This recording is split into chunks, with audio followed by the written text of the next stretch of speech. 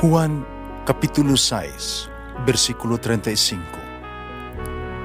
Si Jesus miingon kanila, "Ako mao ang pan nga naghatag sa kinabuhi. Ang muari kanako dili nagayod gutumon, ug ang mutuo kanako dili nagayod uhawon." Ang mga puno Pan sa kinabuhi. maglikon unta sa mong pagtuo ug gagakabi sa pagtuman sa imong mahal nga kasuguan. Ginoo manaakan ninyo. Santos ng Ebanghelyo sumala ni San Juan. Si Jesus miingon kang Nicodemo, "Ayo'y kahibulong nga ako nag-ingon kanimo, ay kinahanglan magpakatao kamo pag-usab. Ang hangin, moros bisan asa kini buot mo padulong. Makadungog mo ang paghuros ni ini, apan wala ka mahibalo, diin kinigikan o asa kini padulong. Ingon usab ni ini ang tanang mga tao pinaagi sa Espiritu. Usaw man pagkahimo ni ini nangutanas ni Nicodemo. Si Jesus mitubag, wala ka ba mahibalo ni ini? Nga inila ka mga unta nga matutudlo sa Israel? Sultihan ko ikaw. Gisulti na mo ang amuang nahibaluan, unang matuod kami, ang amuang nakita, apan wala ninyo dawata ang among mensahe. Kung dili ka mutuo sa ako ang gisulti kanimo, may tungod sa mga butang ni ining kalibutana, unsahon man nimo, pagtuo, konsultihan ko ikaw mahitungod sa mga butang sa langit.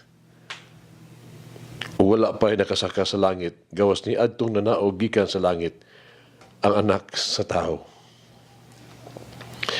Ingon giisa si Moises dito sa kamingawan, ang bitin nga tumbaga, ang gibutang og tukon, ang anak sa tao, kinahanglan nga iisa usab, aron ang tanan nga mutuo kaniya, makabaton o kinabuhing walay katapusan.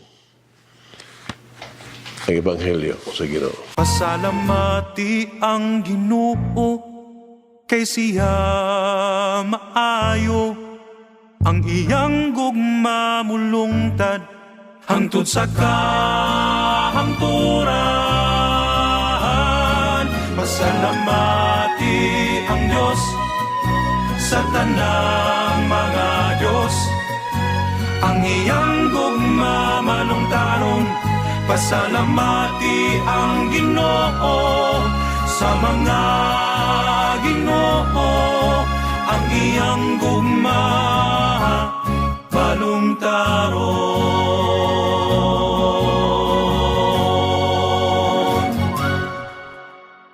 Si Nicodemo, si Ebanghelyo karon, bisan pa sa hataas kaniyang posisyon ug sa daghang kaniyang nakatunan sa kinabuhi, nagpadayon gihapon papangita sa kamatuoran, dili sama sa mga iyang kaubang mga Fariseo.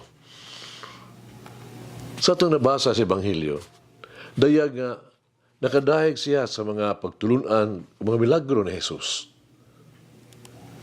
Ato silang panagtagbo, enkwentro, gisultihan ni Jesus si Nicodemo nga walay makasulod o makakita sa gingharian sa Dios nga dili mataw gikan sa kahitasan. Usa kadto ka deklarasyon nga dili wala masabte ni Nicodemo. Muna nangutana siya, ang usaon man pagkatao sa usa ka tao human sa katigulangon niya. Makasulod ba siya na sa kaduha higayon sa sabakan sa iyang inahan nga mataw siya sa pag-usap? Si Jesus nagpatinaw kang Nicodemo sa kahulugan sa nataw gikan sa itaas. Mao kini ang gidangatan nga mao nga adunay duha ka paghimugso nga ato ang sa ato ang kinabuhi sa tao. Ang usa ang physical ang usa ang lain ang spiritual. Ang una nagtumong kini sa tuang paghimugso nato gikas tuang ito inahan, no? Pero kaduha ang atong pagka tao diha sa bunyag. Hindi ito pasabot kayo ni San Agustin sa pag-ingon ba, no? Ang usa sa yuta, ang usa sa langit, ang usa unod, ang usa espiritu, ang usa mortalidad, ang usa kahangturan, eternity. Ang usa lalaki ug babae, ang uban sa Dios ug sa simbahan. Usa nitabo kang Nicodemo human sa iyang paghinabi ni Jesus. Nahimo ba siyang disipulo? Paludungi kini. Sa diha nga mga Pariseo nagplano na sa pagdakop kang Jesus. Si Nicodemo, sa gibuhat niya, nangatarungan siya pinaagi sa pag-ingon kanila. Ang atong balaod, wala maghukom sa mga tao. Nadili una na to mati kanila. John 7, chapter 7, 50 to 52. Og human ang lawas ni Jesus, gikuha diha sa krus. Siya miadto. Nagdala og mira og aloy, ang idihog sa lawas sa Ginoo. Ug uban ni Jose, katagay sa Arimatea, nga tinun-an ni Jesus, mikuha sa patang lawas ni Jesus. O giputos kini sa mga pahumot ng mga panapton nga lino, sumala sa batasan sa mga Hudiyo sa paglubong. Mausab ang bisan kinsa nga matinud-anon gyung mangitas ka matuoran, pagkakapalag kaniya isip tubag sa daghang pangutana may tungod sa kinabuhi.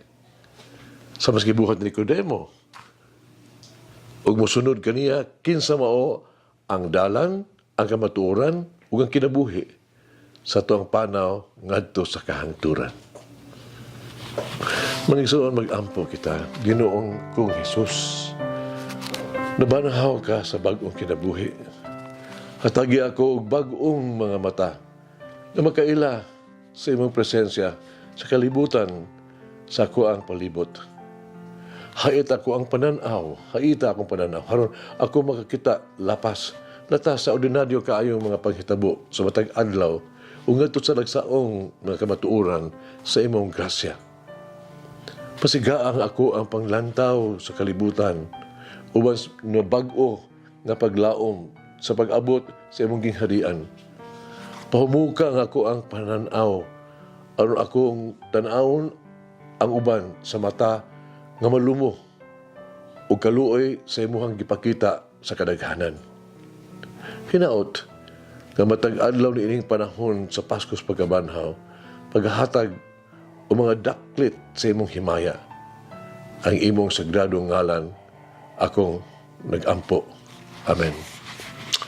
Mama Mary, lead me out of the darkness into the light of the divine will. Umalangin ang Diyos magagahom sa tanan, Amahan, Anak, Espiritu Santo. Amen.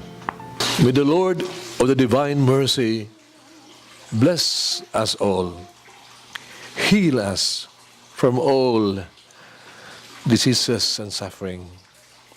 Ayun unta niya kita, tanang mga sakit na sa lawas,